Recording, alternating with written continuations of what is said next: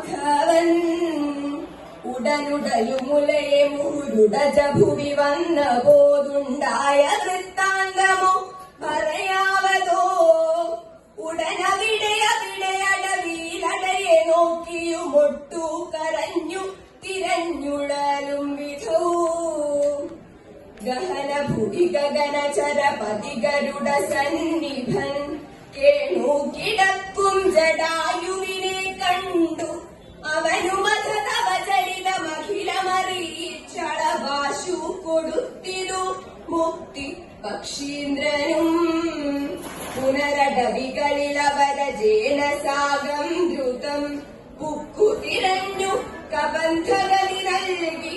ശബരിമരുവിന മുനിവരാശ്രമേ ചെന്നുടൻ ശാന്താത്മകൻ മുക്തിയും കൊടുത്തിടിനാൻ.